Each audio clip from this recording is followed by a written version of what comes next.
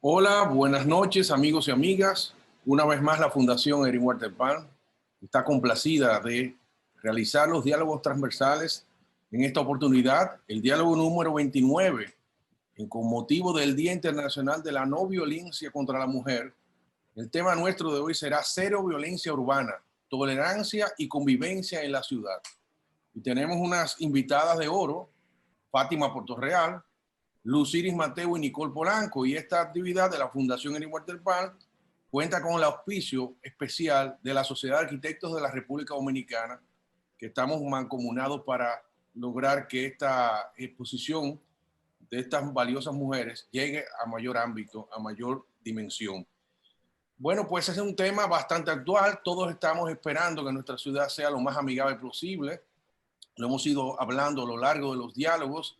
Hemos querido siempre hacer entender que la convivencia humana se nutre precisamente de los cambios que podamos generar en ella.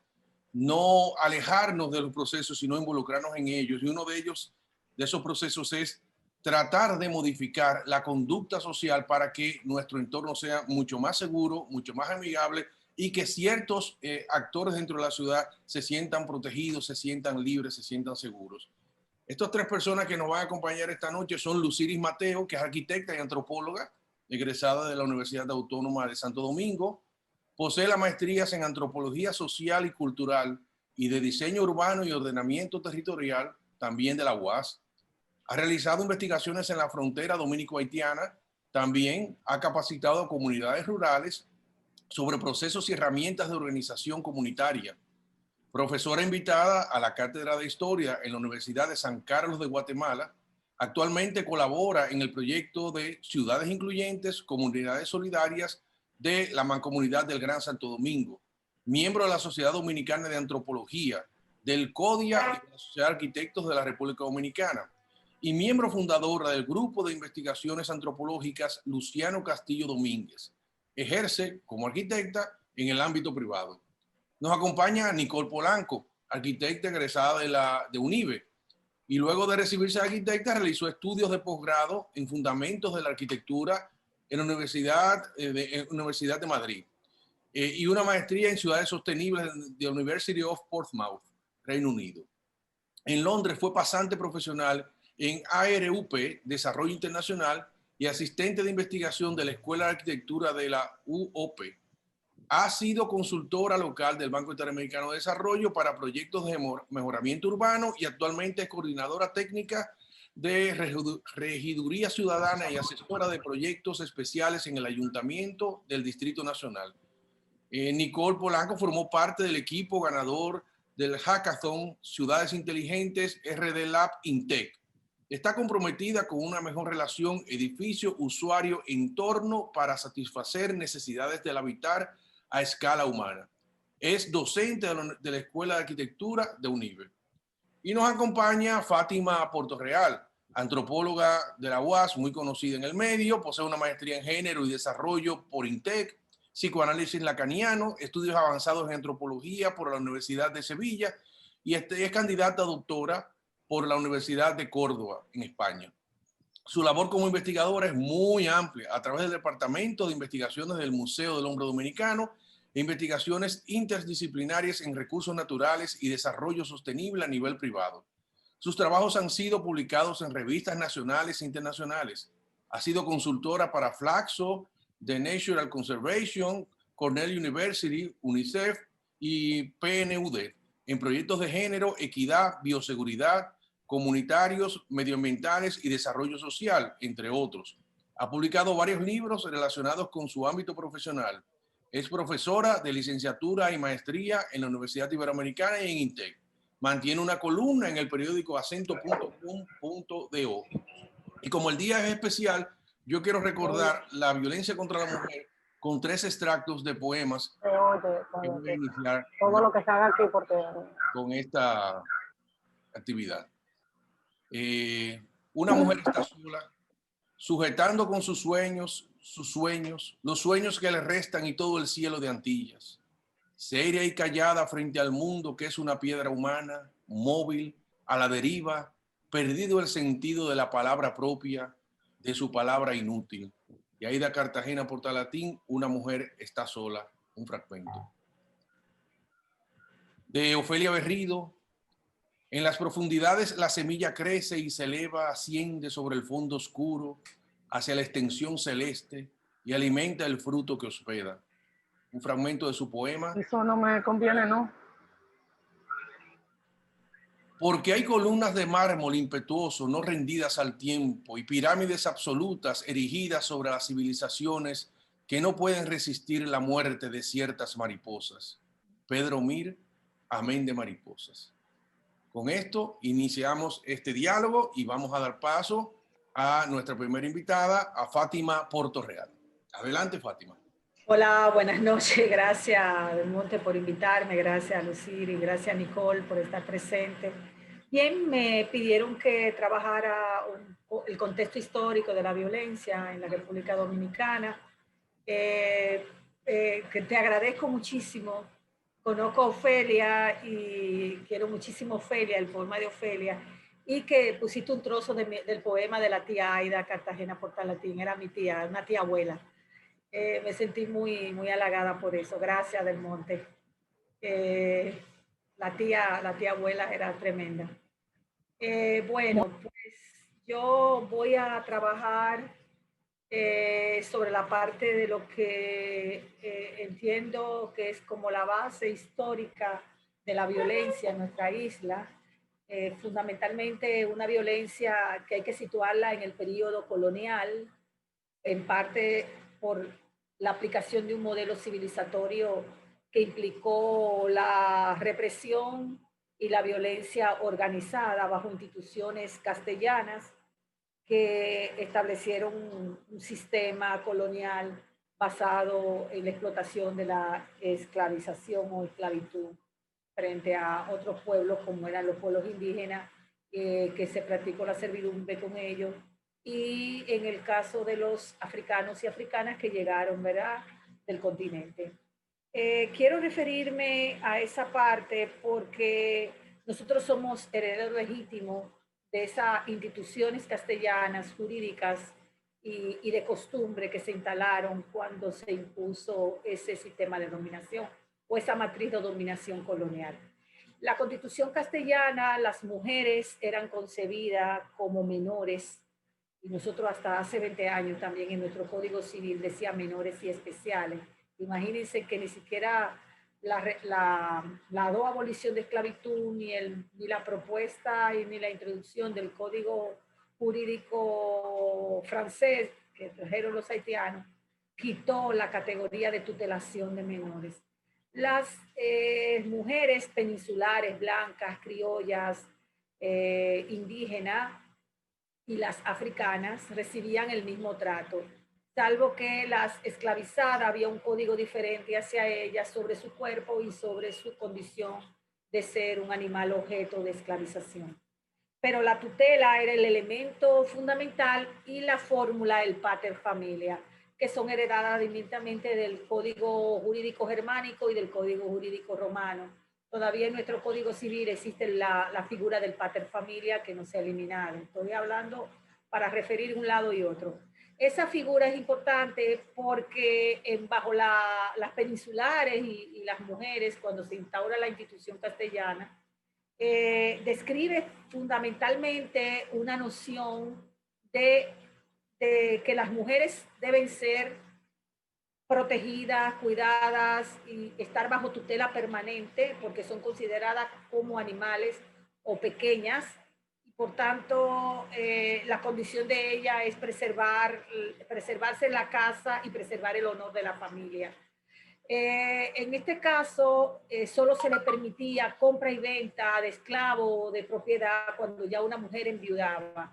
Todo lo contrario, tenía y era dependiente del padre, del hermano, de algún miembro varón de la familia, y si no aparecía, del Estado castellano o de la iglesia. Entonces, su tutelación era sumamente importante.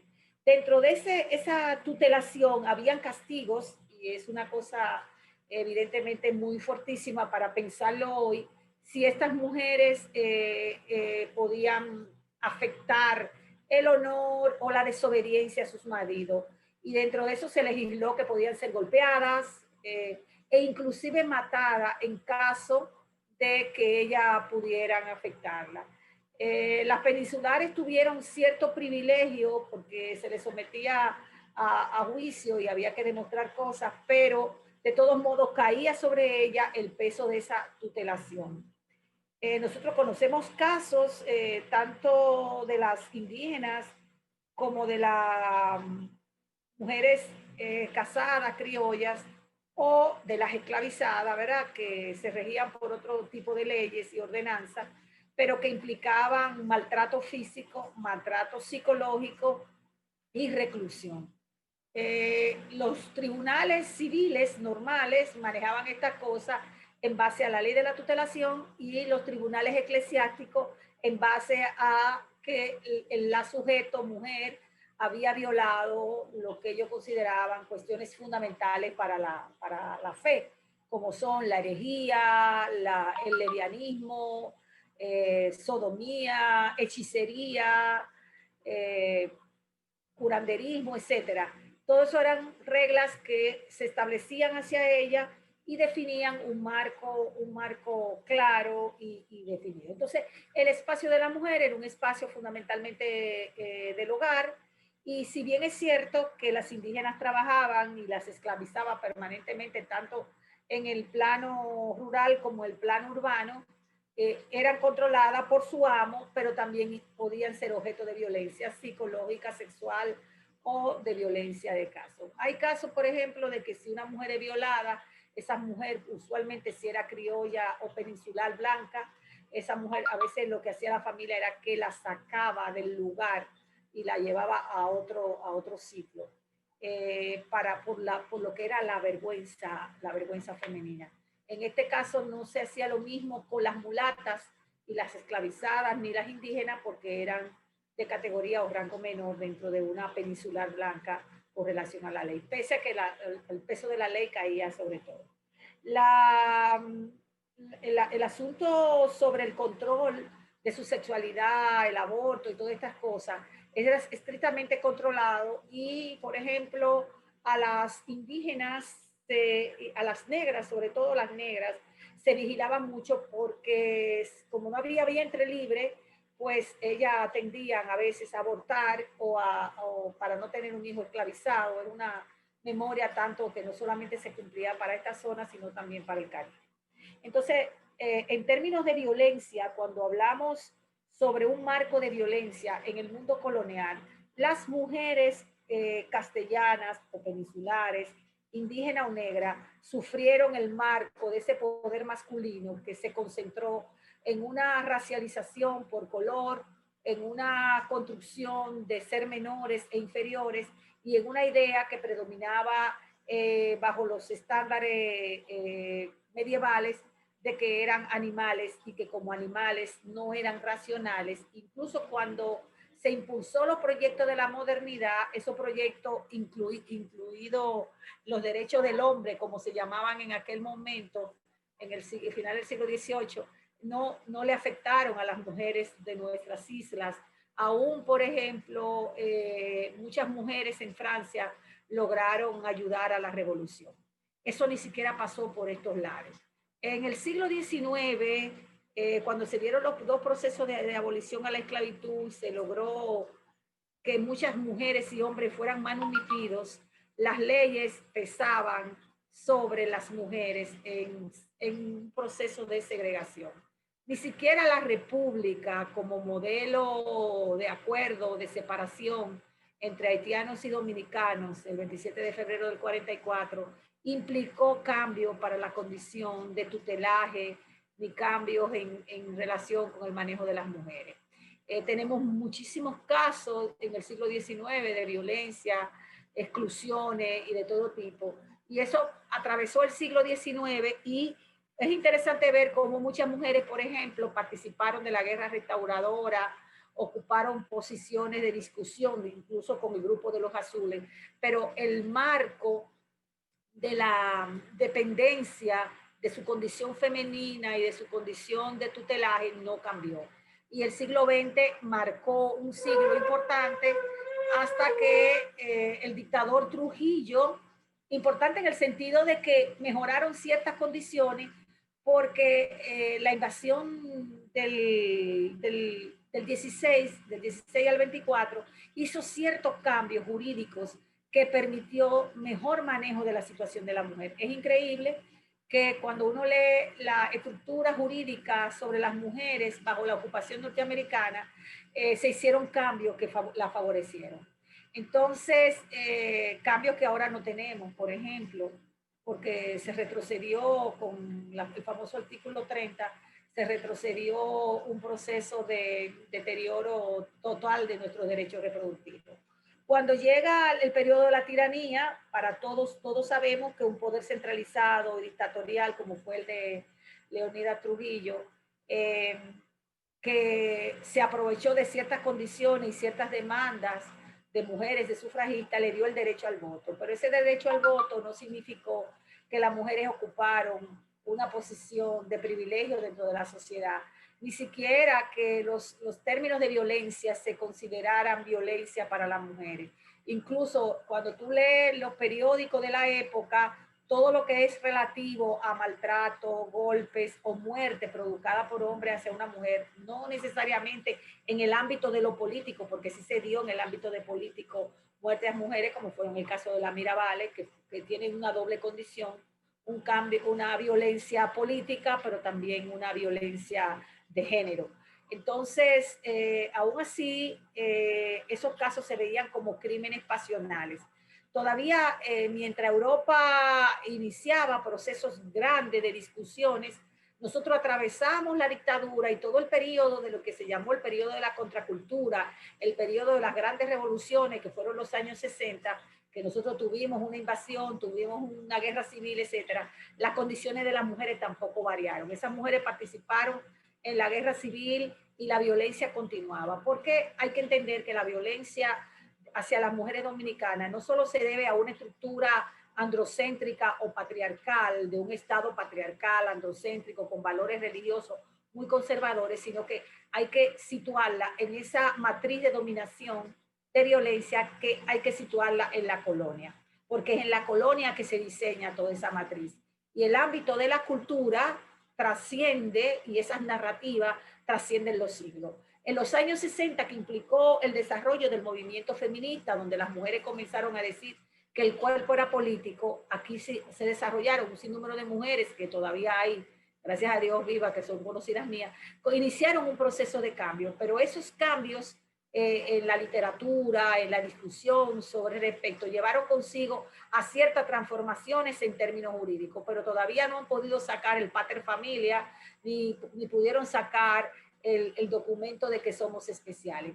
Sí, pudimos crear tribunales para mejorar las condiciones de las mujeres, pero esos tribunales todavía tienen muchísima falla.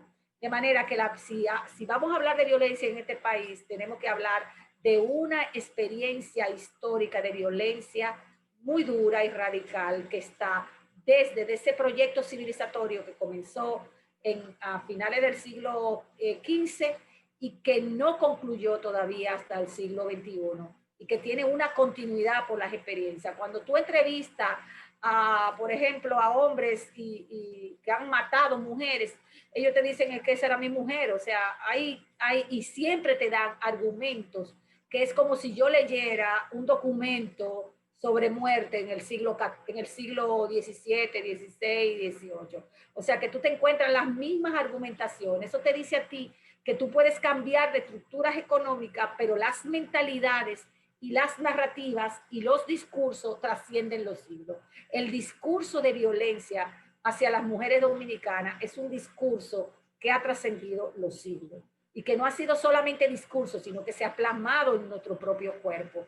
Por eso las mujeres todavía cuando se van de la casa o quieren romper con los esposos, todavía aquí se les exige que firmen un acto notarial. Un hombre en su casa sale y entra y se separa y no tiene que ir a ningún alguacil ni a ningún nada a sacar un acto notarial, porque todavía nosotros somos mujeres que estamos bajo la tutela del pater familia. Y es increíblemente que tenemos supuestamente entre comillas, avance democrático y sobre nuestro propio proceso de derechos civiles, nosotros estamos inhibidos. En términos de derechos reproductivos, hay muchísima violencia psicológica, muchísima violencia física. Todavía, por ejemplo, aquí una mujer es violada analmente y no se considera violación. Todavía aquí no se considera violación cuando tu esposo te puede violar o te puede golpear.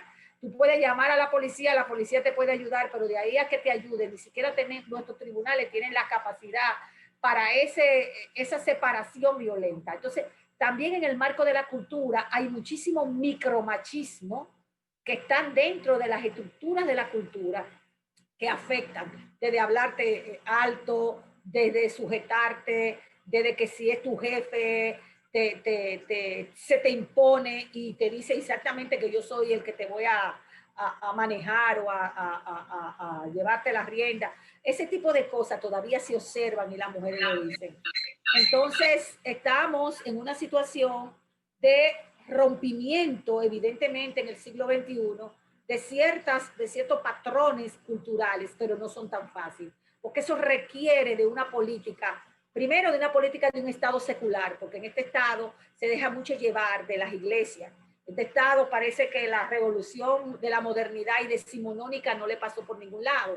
Entonces, un Estado muy dependiente de las consideraciones de la iglesia, de las consideraciones de muchos grupos racistas, conservadores, ultranacionalistas, y todo lo que implica cambiar estatus donde los varones de este país pierdan poder, es complicado tratarlo aquí, porque todavía nuestro cuerpo es propiedad del Estado y de la iglesia, así como lo fue dentro del periodo colonial. Así que la república no significa nada para nosotras, ni esos procesos democráticos ha significado mucho para nosotros. Es cierto que hemos hecho algunos cambios, pero esos cambios están sobre nuestro cuerpo y se expresan diariamente en esa violencia, en esos feminicidios y en esos procesos de exclusión dentro de nuestro trabajo. Hay cosas tan desagradables que hasta entre los amigos de uno o de una que tiene a él, por eso uno dice, si estás soltera, todos los hombres creen que tú vas a abordarlo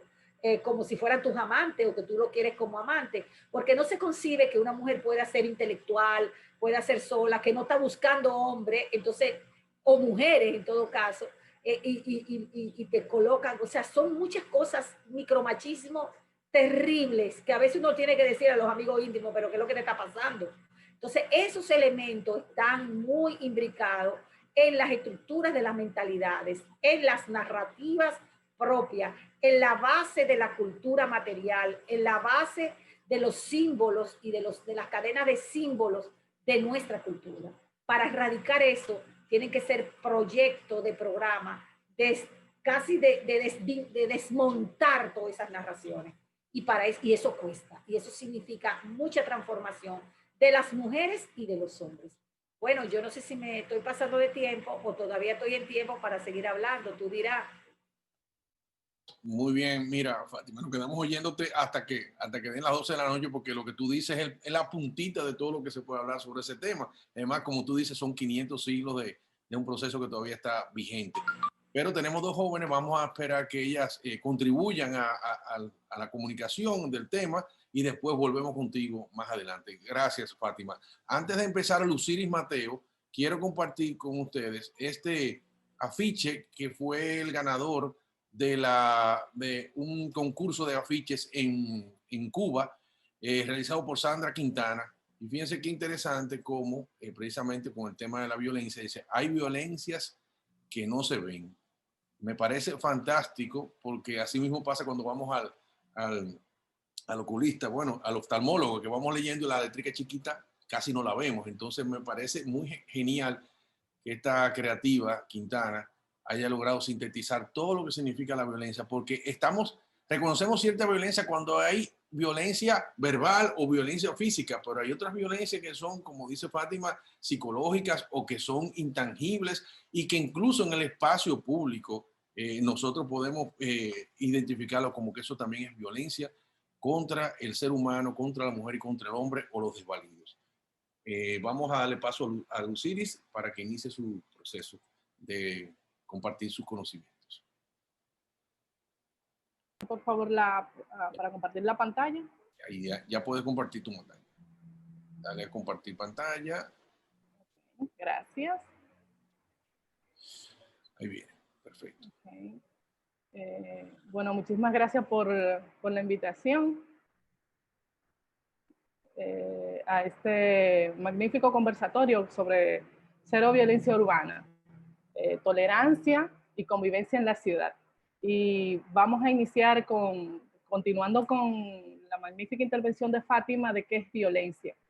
Pues, bueno, la violencia se define precisamente como el uso de la fuerza para conseguir un fin, especialmente dominar a alguien a la fuerza. Entonces, vemos violencia en las calles, vemos sobre todo cuando se violan nuestros derechos fundamentales, es cuando más violentos nos hacemos. Entonces, como venía diciendo Fátima, tenemos hombres que se entienden que tienen derechos sobre las mujeres y en base a eso ejercen esas violencias, porque entienden que es su propiedad, que entienden que deben dominar. Entonces, al no ser así, pues entonces ejercen, al tener esa negativa, pues ejercen ese tipo de violencia. Es una violencia sistémica, es una violencia que cuando caminamos, precisamente, como decías, en la calle, con qué tipo de situaciones nos vamos encontrando día a día en la ciudad. Y cuando yo digo, o sea, no me acoses, basta, no vulneres mis derechos, mi derecho a hablar, mi derecho a expresarme como ser humano. Y precisamente están los objetivos de desarrollo sostenible, los cuales el número 5 precisamente trata de equidad de género, que justamente, que justamente trata de lograr la igualdad de los géneros y empoderar a todas las mujeres y las niñas. Pero ¿qué es ese poder? ¿De qué estamos hablando cuando hablamos de empoderar? La red española, Pacto Mundial, crea esa relación entre los derechos humanos y los derechos de las mujeres. Y cómo el derecho, por ejemplo, a toda discriminación es un tema que pudiera verse como un poco anticuado y que día a día lo vamos superando y que cada vez tenemos más espacio las mujeres, pero no han sido espacios que nos han cedido. Vienen acompañados de una serie de luchas que hemos venido librando. Por ejemplo, la igualdad de género no solo es un derecho humano fundamental, sino que es de los fundamentos esenciales para contribuir a un mundo pacífico, próspero y sostenible. Como decía en un inicio, si violentan mis derechos, me tengo que manifestar violentamente.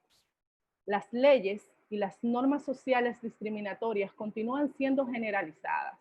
Las mujeres siguen estando infrapresentadas a todos los niveles de liderazgo político.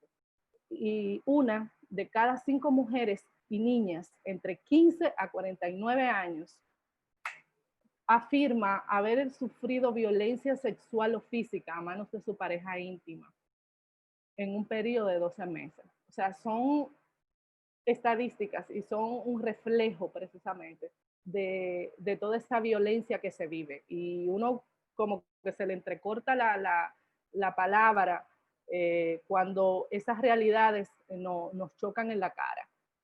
Pero mujeres valientes han salido a defender eso.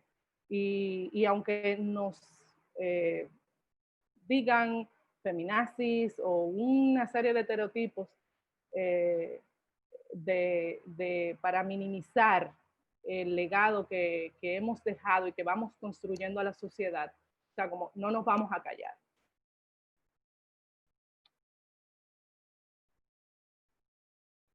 Traje esta foto, que es una foto de 1949 y una de 2013. No hay ningún tipo de diferencia. Y si continuamos viendo cómo vienen nuestros estados, cómo se están construyendo esos estamentos estatales, como hablamos de un sistema que nos violenta día a día por sus acciones y en el cual hemos confiado precisamente para detener esa violencia. Pero vemos Latinoamérica, por ejemplo, Guatemala, República Dominicana, el mismo episodio. Entonces, en estas personas está, por decirlo de alguna manera, ellos tienen en sus manos el cambiar las cosas. Pero bajo este tipo de desigualdades, quienes toman las decisiones son machos masculinos varones, o sea, ¿qué tenemos? Y voy haciendo preguntas precisamente como para ir agitando un poco el conversatorio que viene luego. Como arquitecta, traigo esta foto de nuestro Congreso Nacional y cuando buscamos arquitectas dominicanas, precisamente, o sea, no vemos este edificio en el cual se escriben y se promulgan nuestras leyes, que fue precisamente diseñado por la primera mujer arquitecta de República Dominicana, que se graduó con el título de ingeniero arquitecto, porque en ese momento la Universidad de Santo Domingo, hoy Universidad Autónoma de Santo Domingo, pues ese era el título que se daba. Pero fue una mujer que no lo vemos mucho, no la vemos en muchos periódicos, no vemos esa figura de esa mujer arquitecta. Sin embargo, fue una catedrática, o yo digo como que las grandes mentes son, y ya, simplemente existieron y son, que debería estar, entiendo yo, en otro estandarte, pero mientras sea esa imagen de hombres quienes estén dirigiendo y quienes estén hablando por nosotras, eso no va a pasar. ¿Qué tenemos que hacer? Yo tengo como unas propuestas de que el Estado debe asumir su responsabilidad, ya basta. Más que palabras o leyes, con hechos concretos. Tenemos que implementar nuevas formas de relacionamiento y respeto hacia los derechos de las mujeres. Acciones concretas en nuestro día a día. O sea, no basta con tenerlo escrito, con pronunciarme, si muchísimas mujeres ejercen violencia contra otras mujeres, si familias completas ejercen violencia entre ellos mismos. O sea, ¿cómo vamos construyendo esa ciudad de paz que merecemos y sin violencia? Entiendo que la equidad de género es una responsabilidad del Estado, totalmente. O sea, gracias. Y yo ahí lo dejo como en esos temas abiertos para extender un poquito la discusión. Y le doy paso ya para que Nicole nos presente.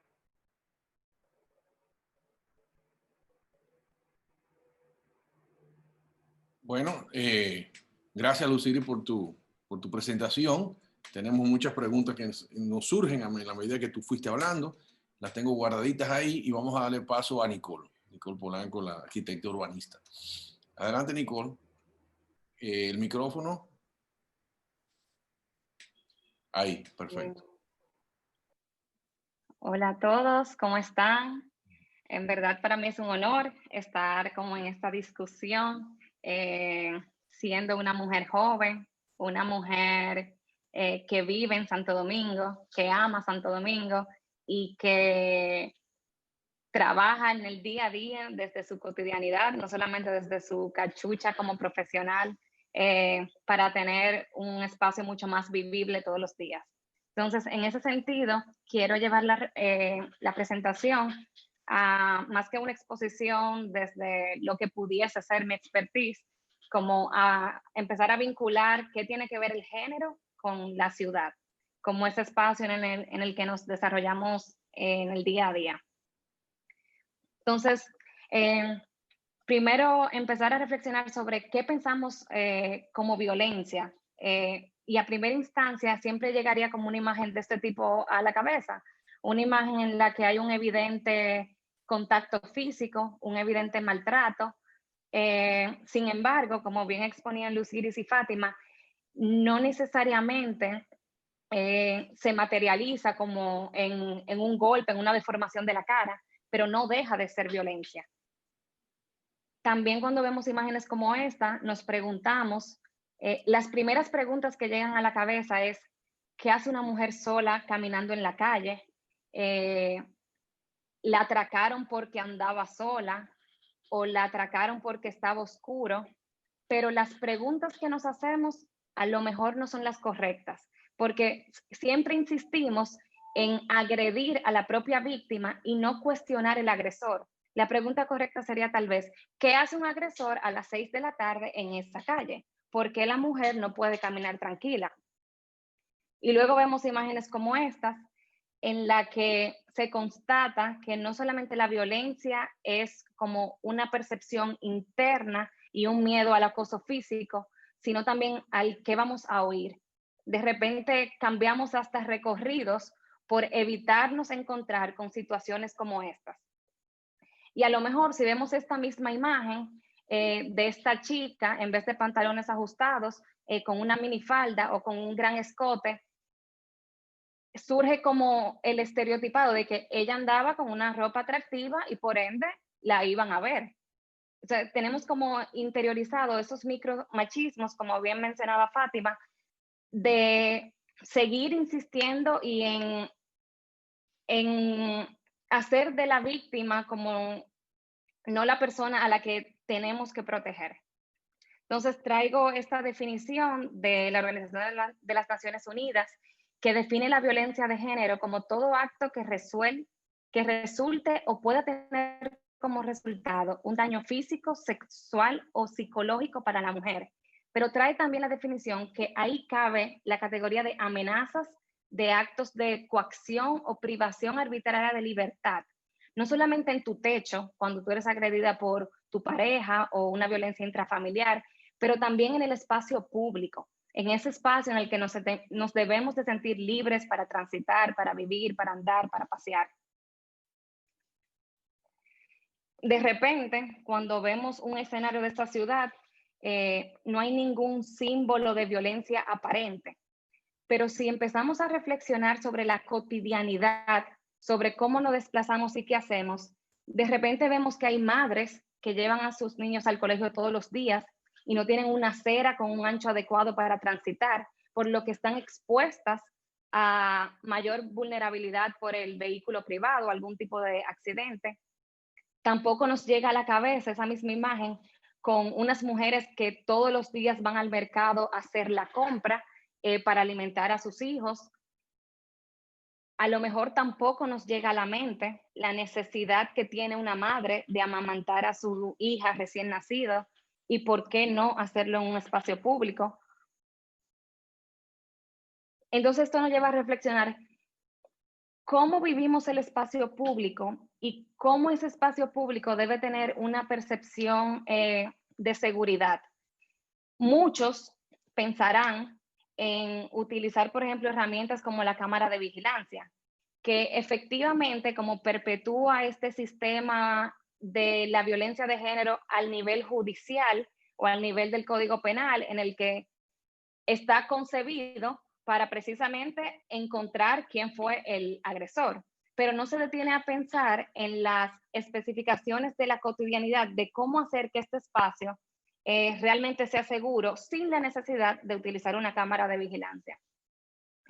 De repente cuando vemos el mismo Mirador Sur lleno de personas, lo imaginamos como un lugar seguro, pero de repente para mí, de noche, no lo siento así. De repente andar por esta calle también me provoca muchísimo miedo, pero tal vez lo que es miedo para mí, una mujer joven de 27 años, a lo mejor no es lo mismo que mi abuela define como sentirse insegura en la ciudad. A lo mejor lo define como un cruce peatonal en el que el semáforo tal vez dure pocos segundos y no le da tiempo pasar con tranquilidad a cruzar la calle. A lo mejor mi mamá lo define como una acera en la que yo no puedo transitar por mi coche porque me siento agredida. Entonces, estamos creando, diseñando ciudades hostiles, ciudades que no están como perpetuando y pensándose desde ese enfoque de género. Esto, igual como les decía hace poco, ¿qué hacemos con una madre que lleva a su niña al colegio? Entonces nos lleva a pensar la ciudad en torno a sus desplazamientos. Pensamos en una ciudad desde el componente como productivo. Salgo de mi casa, tengo una necesidad de trabajar y tengo una necesidad de obtener como un trabajo remunerado. Para los hombres, por lo general, es un desplazamiento de un punto A a un punto B. Sin embargo, si indagamos como en la cotidianidad que tienen las mujeres, el desplazamiento no es tan lineal, sino que se convierten como en unos polígonos en el que se combinan las actividades de cuidado, las actividades de compras, las actividades propias y por último, como llegar a ese trabajo remunerado. ¿Y por qué lo menciono? A lo mejor ven como un vínculo muy desconectado de lo que es el tema de ciudad, pero viene a pensar en qué debe tener esa ciudad, o sea, cuáles son las condiciones que debe tener esa ciudad para hacer mayor uso del tiempo, dadas las circunstancias de lo que conlleva como la cotidianidad de cada quien.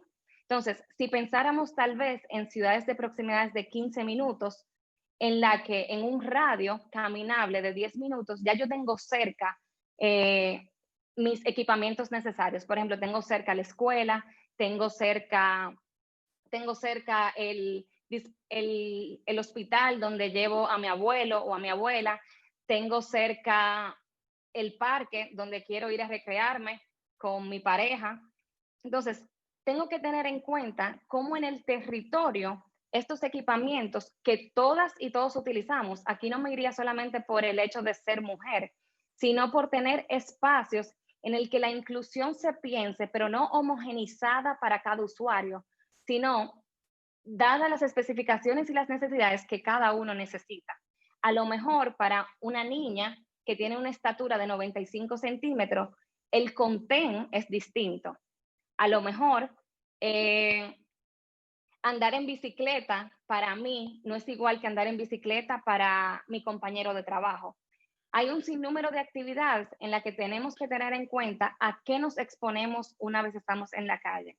Entonces, partiendo de esa realidad de la cotidianidad, son importantes como dos análisis.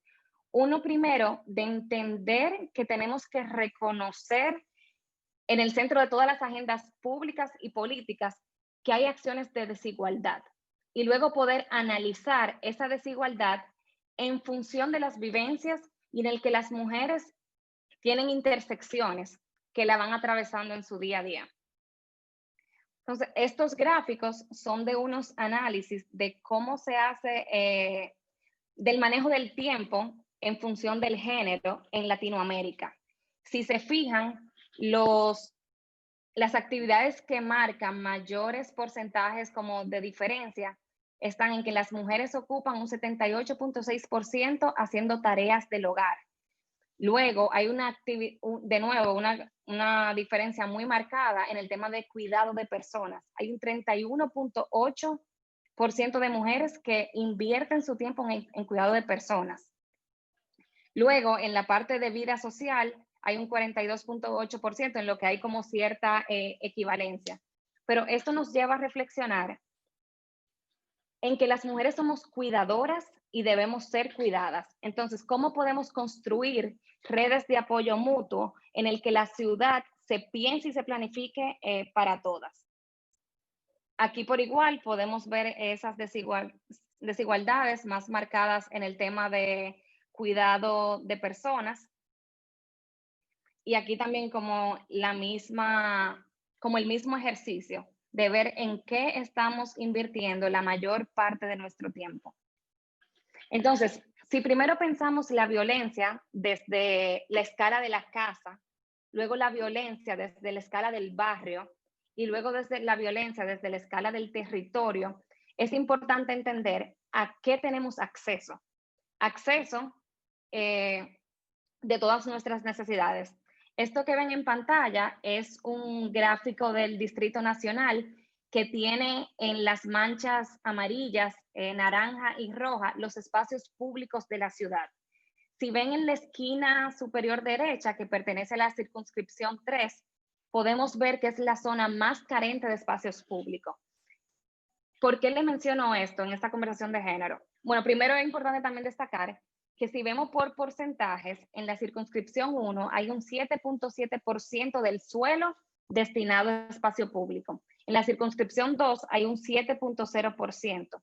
Y luego en la circunscripción 3, que es justo a la que hacía referencia aquí, marcada en el círculo, hay un 1.2% de espacio público. Esto es especialmente relevante porque según estándares como internacionales, debemos tener un 15% de espacio público destinado por uso de suelo. Entonces, a partir de esta data cuantitativa, ya estamos en un déficit, o sea que tenemos menos oportunidad para recrearnos, para transitar libremente y para tener como unas vivencias recreativas. Entonces, cuando nos vamos al tema de género y al tema de quiénes acceden a ese espacio en igualdad de condición, es importante destacar que la tipología más frecuente en la circunscripción 3 son las canchas deportivas. Canchas que son particularmente de básquetbol. Entonces, cuando vemos este gráfico a la derecha, vemos que un 61% es de un usuario predominantemente masculino y un 39% femenino, lo que nos indica que si ya tenemos una deficiencia de acceso al espacio y también estamos perpetuando tipologías que por su naturaleza se han protagonizado el usuario masculino, donde estamos promoviendo la creación y la divulgación de espacios en lo que la mujer también se sienta partícipe. Cuento una anécdota de hace poco. Estamos trabajando en un parque de Evaristo Morales, en el que estamos aplicando un instrumento para precisamente validar cuál es la participación de la mujer en ese tipo de espacios. Para nuestra sorpresa, más allá de la mujer sentirse con necesidad de participar y de recrearse, la mujer se siente como espectadora del espacio. Es decir, fueron muchas las veces que escuchamos decir, no, porque mi hermanito puede ir y a mí me toca quedarme en la casa. O no, porque yo vengo solamente cuando hay partidos y vengo a ver a mi esposo.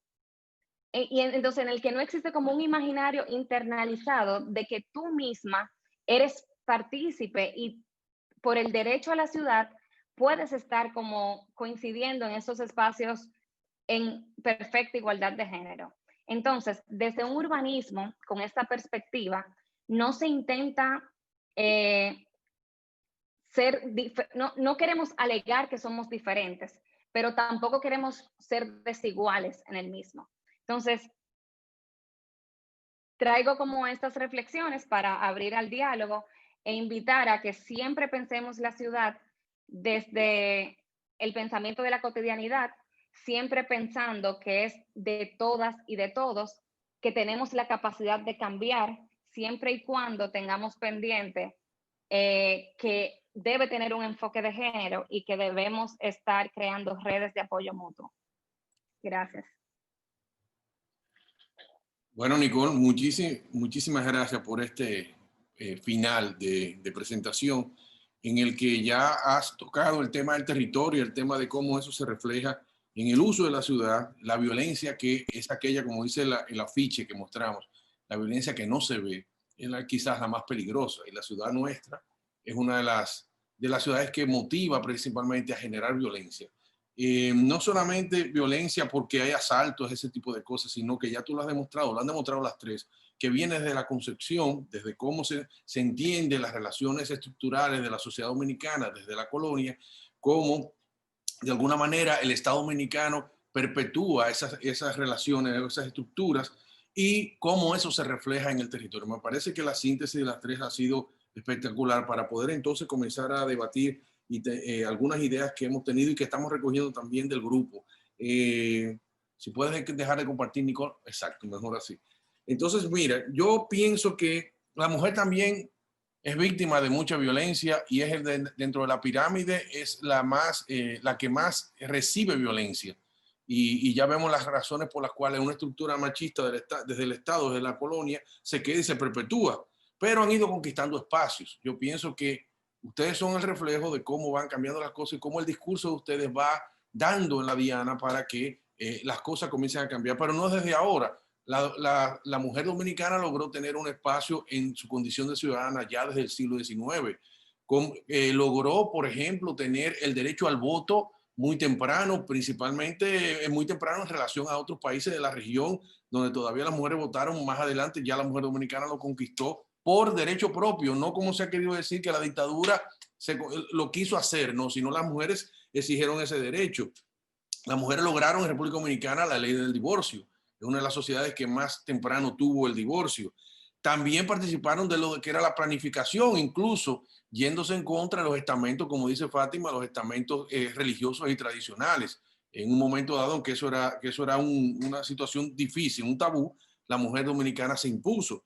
En términos de lo que es la educación y la participación en la educación, si bien en los años 30, 40 comenzaron a estudiar 2 o 3 mujeres en las universidades o en la Universidad de Santo Domingo, ya hoy en día, todas y cada una de las universidades, en todas las carreras, el mayor porcentaje de estudiantes son mujeres.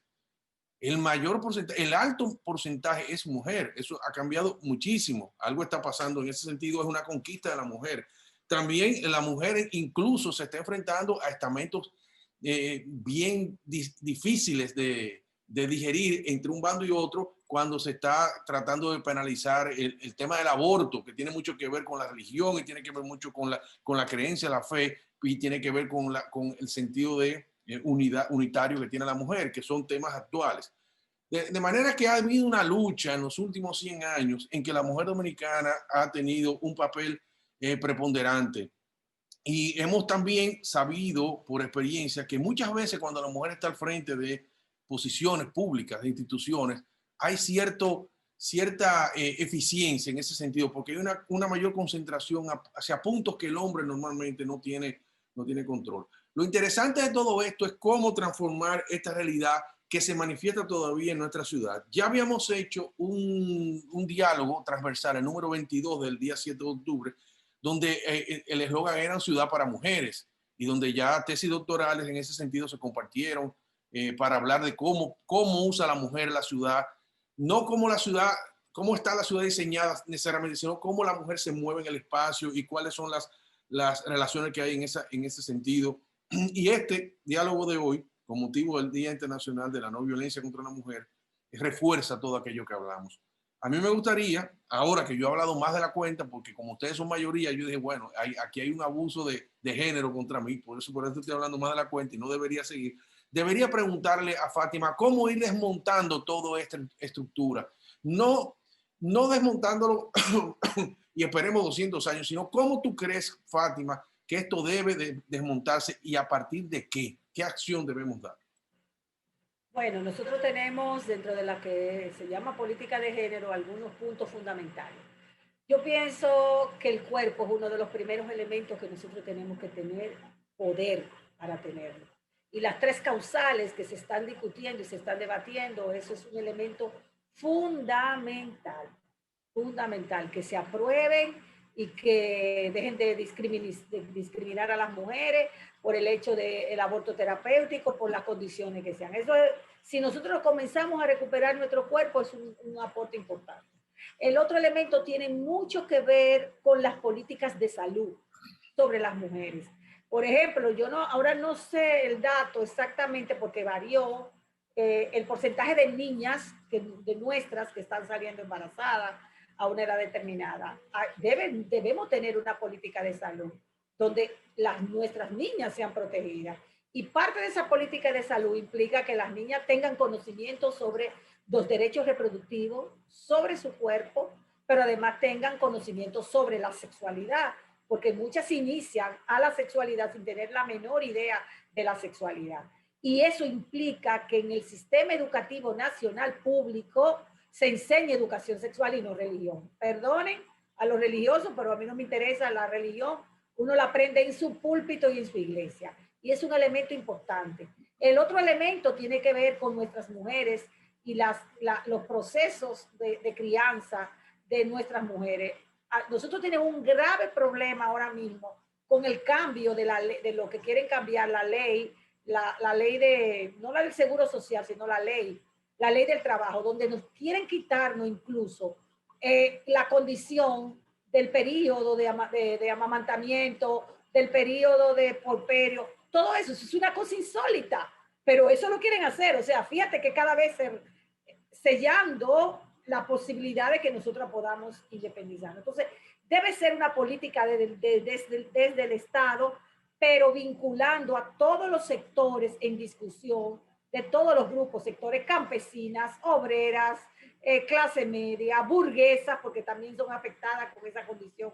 Evidentemente que una burguesa puede irse de viaje y salir huyendo para resolver un problema de salud, pero nosotros necesitamos un diálogo abierto sobre nuestras necesidades, discutidas sobre nuestro cuerpo, sobre nuestros derechos, sobre nuestro cuerpo, sobre el trabajo. Es una vergüenza todavía que nosotros ganemos menos salario que un hombre en el mismo puesto.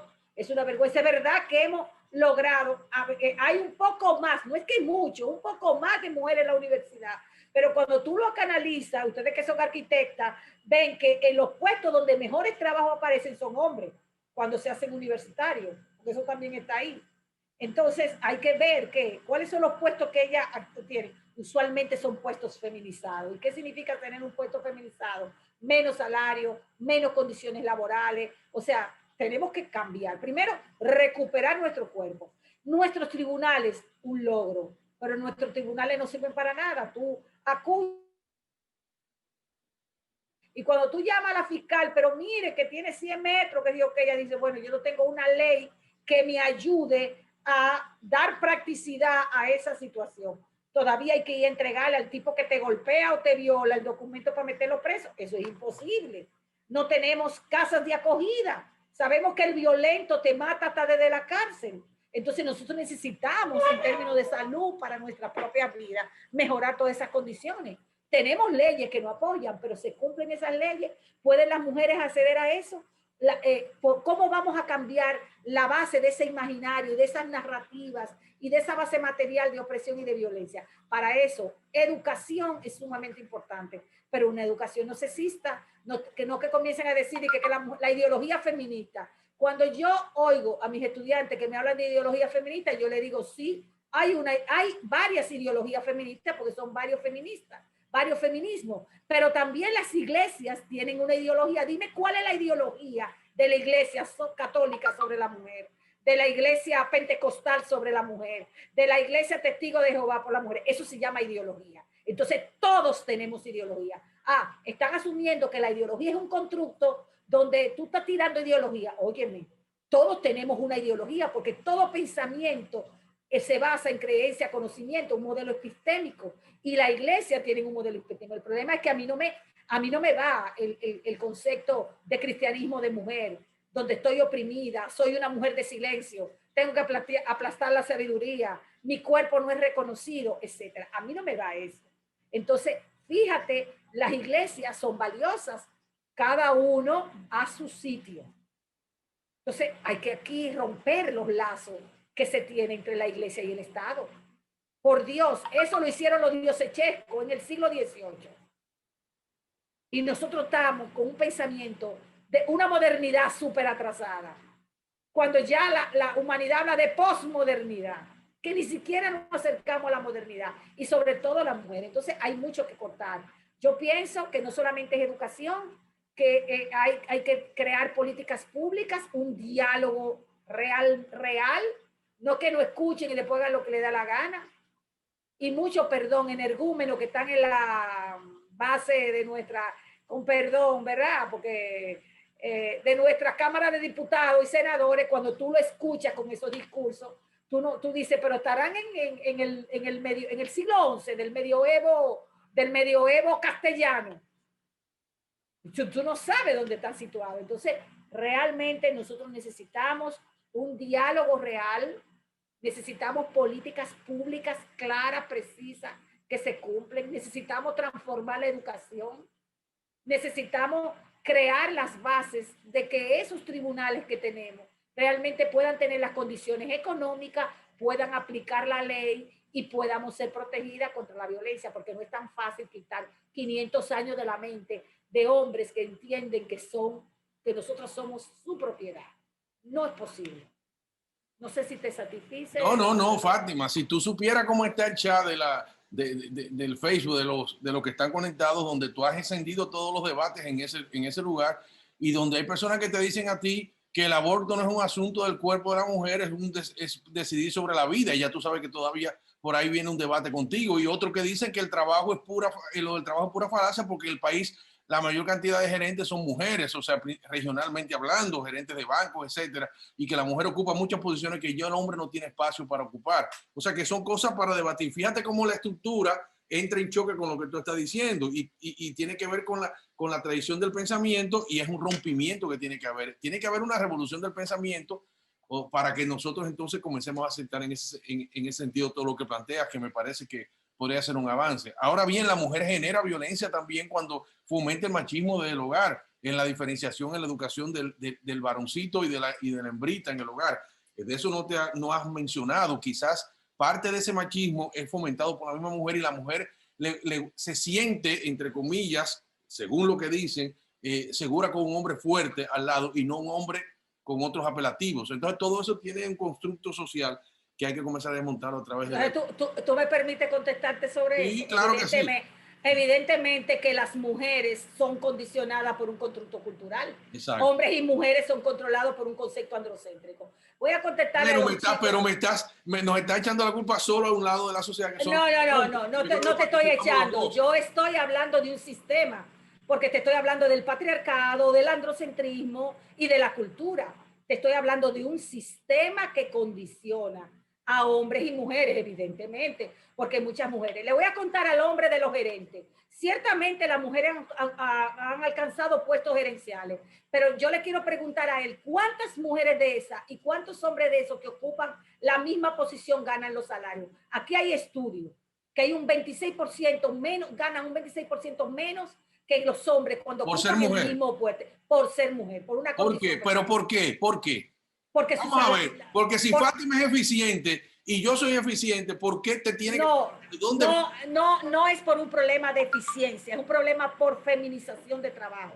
Está dentro de las mentalidades, óyeme bien, dentro de las mentalidades está la idea de que nosotros tenemos puestos, podemos ser gerentes, nosotros somos gerentes en muchísimos sitios, profesoras, educadoras, pero cuando los hombres ocupan ese mismo puesto, a los hombres le dan un salario más alto. Hay puestos que no varían, pero cuando tú analizas los puestos y le ganan los mismos salarios, las condiciones de trabajo que le ponen a las mujeres es más, y las mujeres lo hacen por una condición de feminización, de trabajo.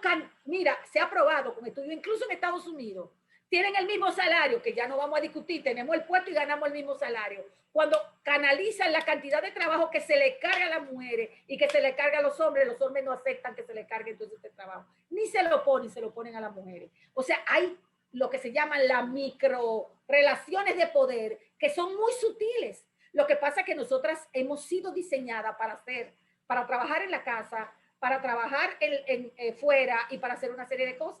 Y nos condicionan. Y esas mujeres, muchas de ellas, dicen, bueno, yo tengo un salario, tú ganas lo mismo, pero no condicionan. Con relación al cuerpo y al aborto, yo soy proabortista pública, siempre lo he sido. Hay gente que no aborta, pero yo creo que el aborto puede ocurrir en un periodo muy particular del inicio. Ya después que pasa a una etapa, ya es más difícil, porque causa daño físico y causa daño en términos psíquicos a todo lo que está alrededor. lo que estamos discutiendo, ¿qué es un ser humano? Un ser humano es un animal cultural.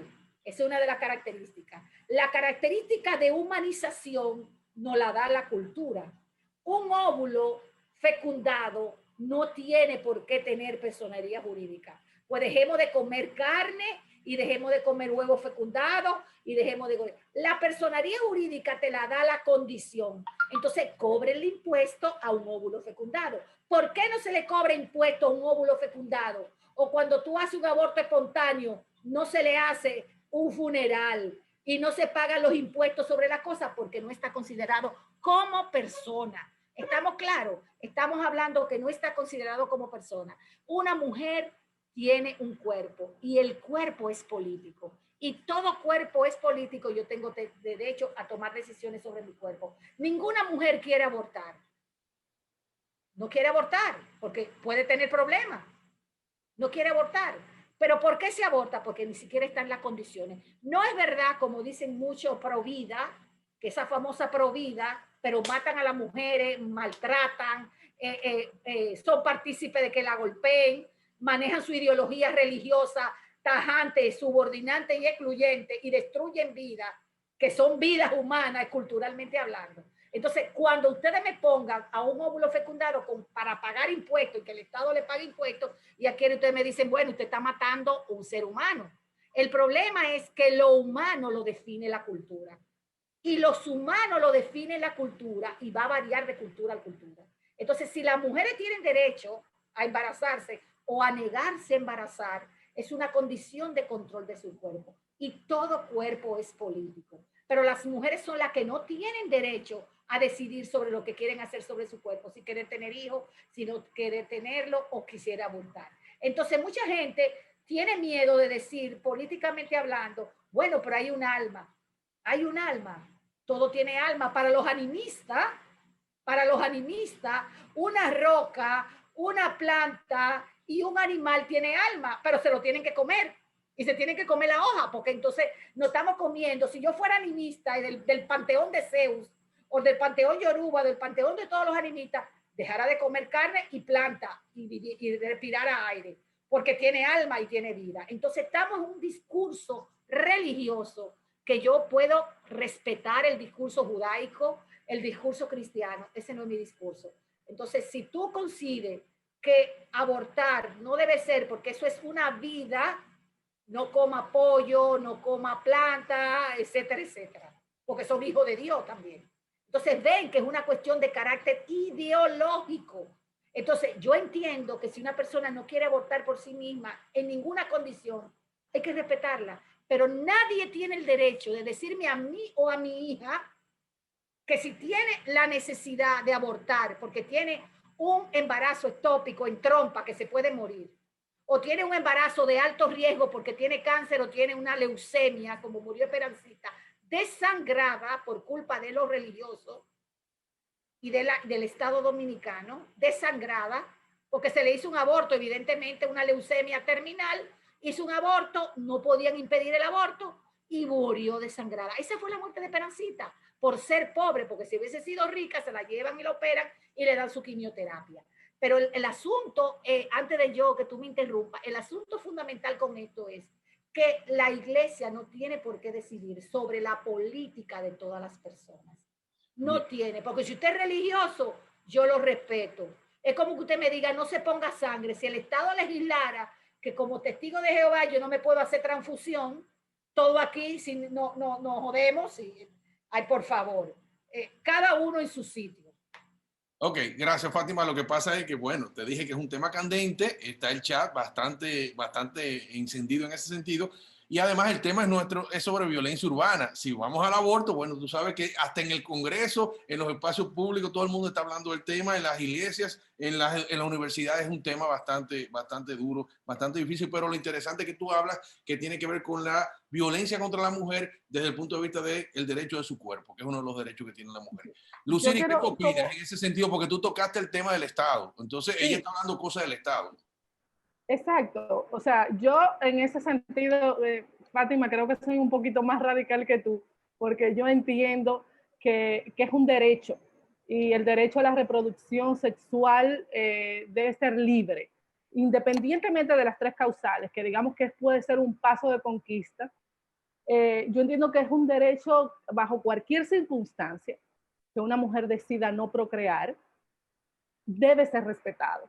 Al igual que muchísimas mujeres que no pueden tener hijos, pueden optar por un alquiler de vientre o pueden alquilar por una inseminación artificial. De la misma manera, la mujer que esté embarazada, que no lo quiera tener, sea por cualquier razón, debe respetarse. Y Nicole, ¿qué opina? Nicole está tranquilita, no quiere meterse en el debate. ¿Cuál es tu posición? No, me reservaría a poder siempre como discutirlo en el ámbito de la parte urbana y de poder ver qué consecuencias eso tiene a medida como uno se desarrolla en el territorio. Sí siento que hay un dominio del cuerpo que debe ser propio y una decisión como a tomar por parte de cada mujer como con total independencia. O sea que, Fátima, si ustedes logran esa conquista que tú planteas, esa liberación del cuerpo, ese derecho al cuerpo y a la decisión de la mujer, etcétera, etcétera, ¿cómo tú como antropóloga entiendes que eso se va a reflejar, como señala Nicole, en nuestras relaciones urbanas, nuestras relaciones en el territorio, nuestra movilidad, la sensación de seguridad en el espacio? Bueno, lo primero es que van a disminuir las violencias contra las mujeres. Cuando las mujeres tienen un aparato heurístico teórico y práctico y leyes que se cumplen, lo primero que va a ocurrir es que vamos a morir menos mujeres, evidentemente. Y que por ser femenina, tener pecho, tener vulva, yo salga allá afuera, yo no sea un objeto de deseo sexual, ni una mercancía para exhibirme y que me controlen o me compren o me violen. Tanto para mí como es. En países donde se han logrado esa conquista a nivel legal, a nivel de definición de ciudadanía, ¿hay menos violencia contra la mujer que en el caso dominicano?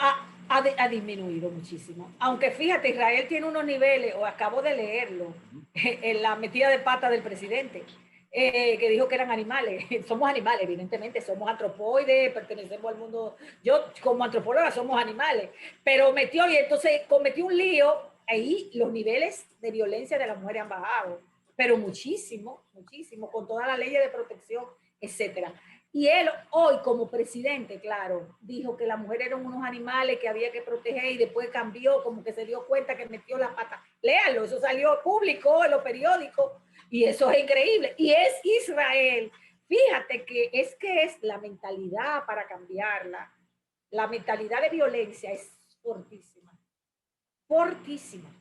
Entonces, yo pienso que lo primero que es cuando una mujer logra niveles de cosas es muy alta. Tú puedes ver también, por ejemplo, el nivel de violencia en Alemania es mucho, mucho menos que en cualquier país, porque los derechos de esas mujeres son increíbles. Y claro, ya están peleando con muchísimas cosas. Imagínate, estas mujeres tienen mujeres que dirigen los ministros de defensa, Merkel tiene muchísimos años, en toda la planilla política han logrado salarios iguales, un sinnúmero de cosas, se le paga maternidad por un año a ella y al marido. Ella ha logrado lo que nosotros ni siquiera pensamos ni soñamos en 50 años, con el nivel de atraso cavernícola de la mentalidad machista de este país. Entonces, que yo siempre le llamo la matriz colonial.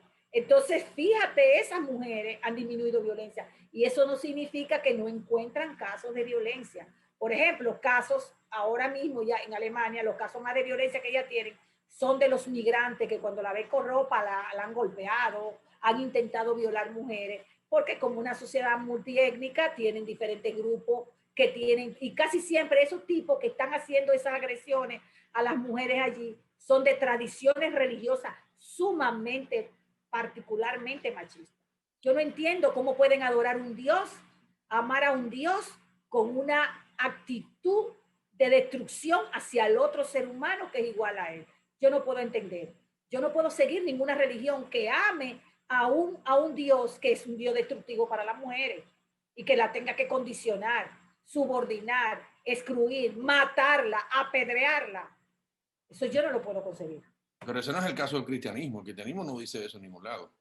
Bueno, no lo dice el cristianismo ahora Y mismo, fue lo bueno de la cultura nuestra, la cultura que nos atañe. pero hay elementos de ese cristianismo ortodoxo que sí lo tienen, que sí lo tienen. Y la teología feminista cristiana es muy avanzada, pero todavía romper ese varón que dirige y esa mujer como María de silencio, que eso es muy fortísimo. El hecho de que todavía la Iglesia Católica diga, sectores de la Iglesia Católica digan que no se puede usar preservativo, a esta altura de juego, con enfermedades como el VIH, SIDA, etcétera, etcétera. Óyeme. Sí, bueno. Óyeme. Yo quiero opinar algo precisamente sobre el cristianismo, precisamente, y en dos sentidos. Una es precisamente que cuando una niña, joven, adolescente, o la embarazan, nadie queda, se embarazan, está en un colegio católico cristiano, la expulsan de la escuela. Mientras la Iglesia Católica diga eso, su doble moral a mí no me sirve diciendo que no al aborto, porque es una mujer que tú estás violentando, que le estás mandando para su casa, que le estás negando el derecho a educación y que va a procrear probablemente un niño o una niña que va a estar marginado igualmente. Eso es una cadena que tiene precisamente el cristianismo aquí en República Dominicana. Y por otro lado, está dentro de la misma Iglesia Católica que existen movimientos feministas, monjas que entienden que deben tener los mismos derechos que los sacerdotes. Lo que sucede es que esos son temas que no se, digamos que no se tocan, no salen mucho a la luz, pero sí existe. Y por ejemplo, en la anglicana, que también son cristianos, hay mujeres sacerdotisas. Entonces, hay hermanas católicas que también entienden que deben tener esos mismos derechos como mujeres. Entonces, el cristianismo es terrible, contando con que nuestro Estado y la Iglesia básicamente son uno mismo. Y es lo que sucede en todos nuestros países latinoamericanos. Y por eso nuestros países latinoamericanos están sumergidos como en tanta pobreza. Porque estamos hablando que los niveles de embarazo en adolescentes son tan altos y son mujeres que el mismo Estado le está negando esos derechos, está violentando sus derechos. O sea, quería como acotar esa... Sí, bueno, lo único que te quería decir que cuando decimos el cristianismo y le ponemos el apellido católico, la católico no es el único que se usa maneja en el espacio. Hay muchos cristianismos de diferentes denominaciones que están actuando en la República Dominicana y que incluso algunos podríamos, desde cualquier punto de vista, podríamos entrar en una comparación que quizás algunos son más ortodoxos que la misma Iglesia Católica. Si hay alguien que tiene mayor participación social en diferentes procesos y ha sido incluso por encima de lo que ha dicho Fátima, también hay que reconocer que la Iglesia Católica ha sido motor de avance con el tema de la educación, cuando aquí no había educación. Hay cosas de luces y sombras en esa trayectoria de la Iglesia Católica. Me parecería mejor hablar de religión en términos amplios y no necesariamente ponerle apellido, porque todos adolecen y todos tienen una parte de la culpa, como todos los elementos de la sociedad. A mí me gustó mucho. Te respeto.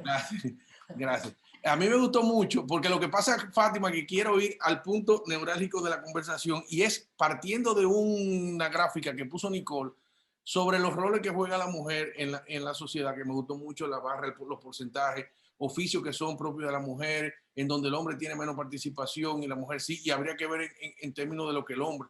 Por ejemplo, eso que tú llamas de los cuidadores, la mujer cuida y la mujer la cuidan. Normalmente es difícil que haya cuidadores varones. Son espacios exclusivos de la mujer, pero hay que entender que si eso es parte de la violencia o la discriminación contra la mujer, que la estereotipan y dicen, tú lo que eres una persona que va a cuidar de ancianos, va a cuidar de niños, los varones no están para eso, ese tipo de cosas. ¿Cómo tú puedes hablar un poquito sobre eso, Nico? Claro, cuando pongo la gráfica, qué bueno que haces como ese aclarando, porque no es justo para perpetuar como ese rol y que sea reincidente, sino más bien para detectar en una de las grandes desigualdades es cómo hacemos uso de nuestro propio tiempo.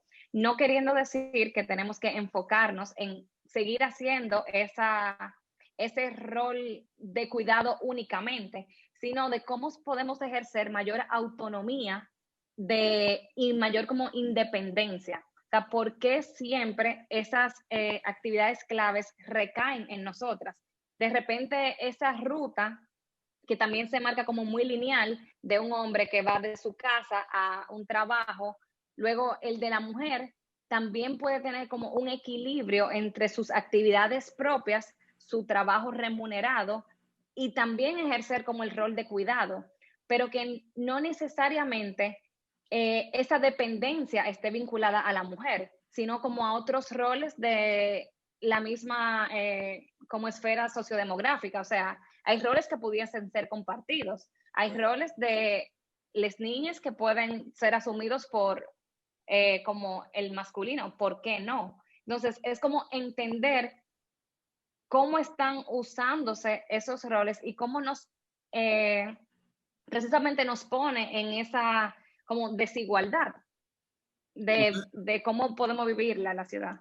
Ustedes que dentro de este grupo de conversación son las más jóvenes, ¿sienten que ha habido cambios significativos en esos roles sociales para la mujer, espacios abiertos para la mujer, derechos adquiridos por las mujeres, conquistas que hace cuando eran niñas quizás no lo veían? ¿Cómo ustedes ven el presente y el futuro inmediato?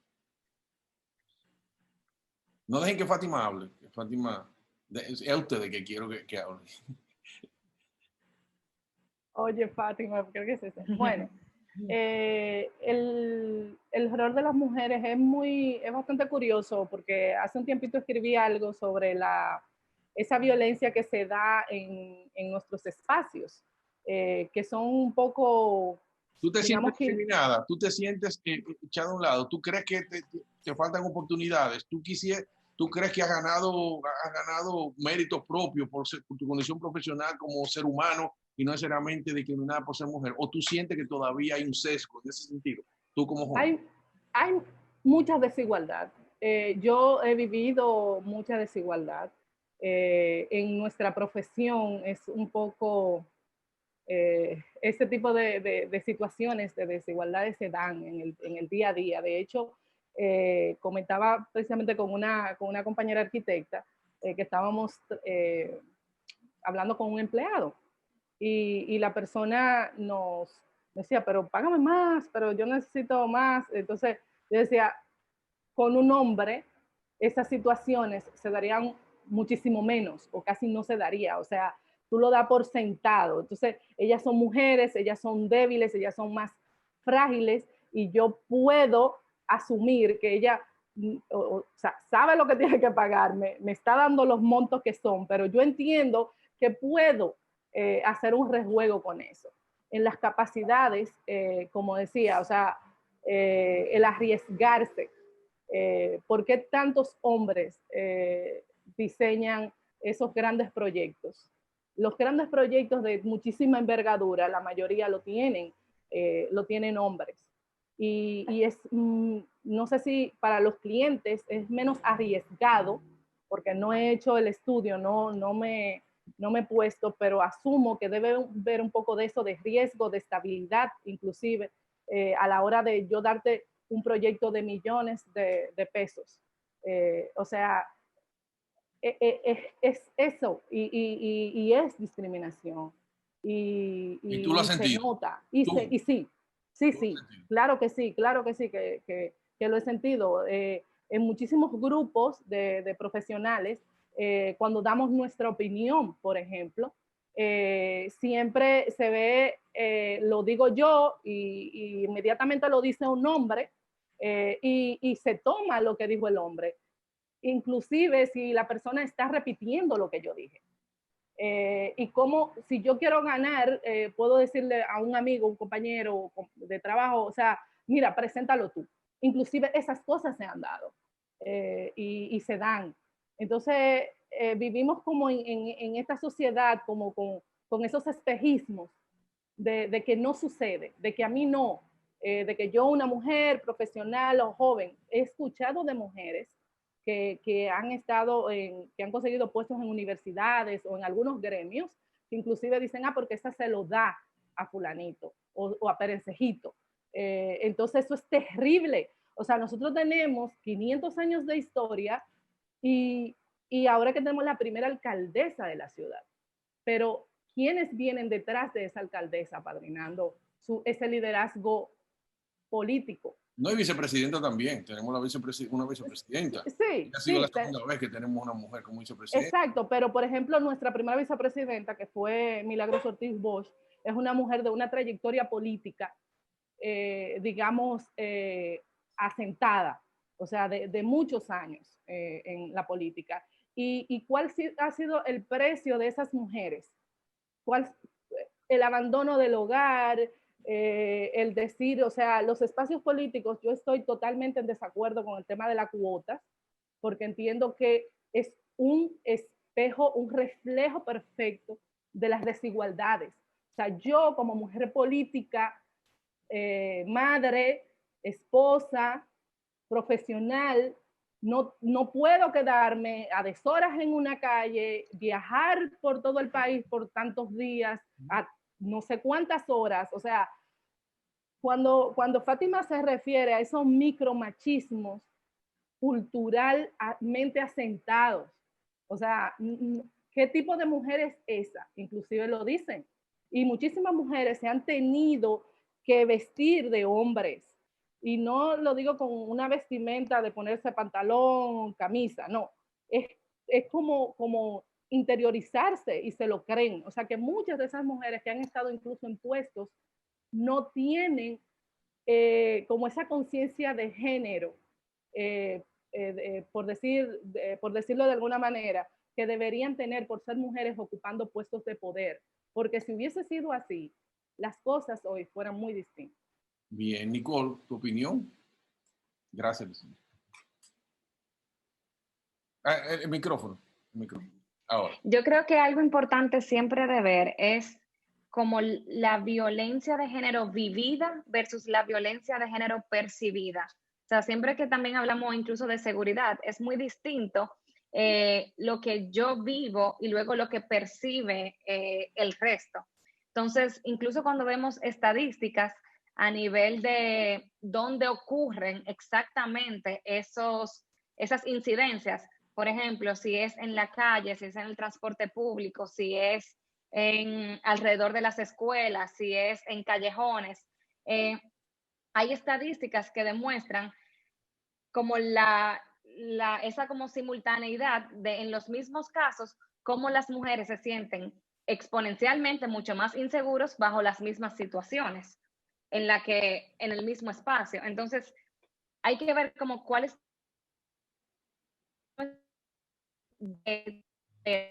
cuál es nuestro grado de, cuáles son los criterios que nosotros evaluamos para definir si ese espacio es inseguro o no. Entonces, yo creo que en ese sentido hemos desarrollado como mayor,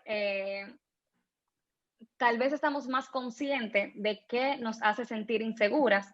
Por ejemplo, ya yo te puedo decir que yo no veo una violencia como un contacto físico, sino, o sea, si veo a alguien que me tira un beso de lejos, lo considero como una violencia. Si veo a alguien que me toca bocina para llamar la atención, lo veo como un mini acto de violencia. Si veo a alguien haciéndome como algún gesto sexual hacia un grupo de mujeres, lo veo como un acto de violencia. Entonces, como ese nivel de tolerancia de si eso es grave, no grave, aceptable, cómo eso ha variado en el tiempo. Yo creo que ya estamos como más conscientes de que esas cosas nos alejan de ciertos espacios, nos alejan y también hasta nos cambian como nuestra dinámica del día a día. Entonces, a medida que estemos más conscientes de que eso es un derecho que tenemos y podemos reclamar, creo que vamos a ir como dando pasos adelante. Eso siempre y cuando esté sujeto a creerte que una denuncia va a ser efectiva, porque también está, de nuevo, como cuando tú pasas de que lo acepté como una denuncia, pero luego creo que no se va a hacer nada al respecto, entonces ya no tengo como la intención de que eso sea sancionado, o no tengo la confianza y la credibilidad en el sistema de que eso de que va a existir una política pública de que me garantice la seguridad en X o Y espacio público. Entonces, tenemos que hacer muchos esfuerzos por desarrollar como mecanismos a nivel de presencia comunitaria, de articulación con la Policía Nacional, de articulación con gobiernos locales y centrales, para verdaderamente garantizar que ese grado de percepción y luego eso traducido a, o sea, la conciencia traducida a denuncia y traducida como a sanción, sea como un hecho. Y para uno sentirse así, más segura. Bien, muchas gracias.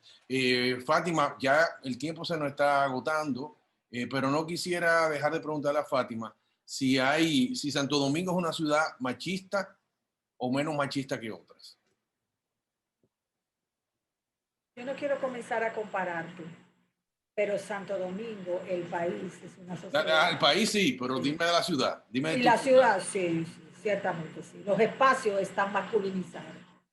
Bien, vamos a dejar esa afirmación. Masculinizado, racializado y marcado por clases. Eso está clarísimo. Excelente. Eso deja en el aire toda una serie de preocupaciones y de procesos de debate que la Fundación Erin Walter Palm siempre va a estar abierta para crear esos momentos de intercambio de ideas. Lo que ha sucedido esta noche, precisamente, la diversidad de criterios, la apertura de nuevas ideas y el convencimiento de que muchas de las cosas que tenemos arraigadas no son positivas para el ser humano, ni para la mujer ni para el hombre, pero la mujer definitivamente por razones históricas y razones de arraigo y de estructuras sociales, lleva las de perder. Muchas gracias, Fátima. Siempre aprendemos muchísimo contigo porque tienes un discurso bastante vertical y bastante firme. Gracias a Luciris Mateo, nos sorprende su dominio del tema y su convencimiento de su posición de mujer y de liderazgo para cambiar las cosas. Y gracias a Nicole por su estudio de cómo esas cosas afectan el territorio urbano, la ciudad, y desde el ángulo precisamente de la planificación y de las acciones en la ciudad podemos ir cambiando procesos y manifestaciones que son negativas. En el Día Internacional de la No Violencia contra la Mujer, la Fundación les da las gracias a la Sociedad de Arquitectos también que nos acompañó en este diálogo. Invitarlos al diálogo de la semana próxima, el número 30, que con ese cerraremos el ciclo de los diálogos transversales del 2020. Buenas noches, muchas gracias por su participación. Gracias.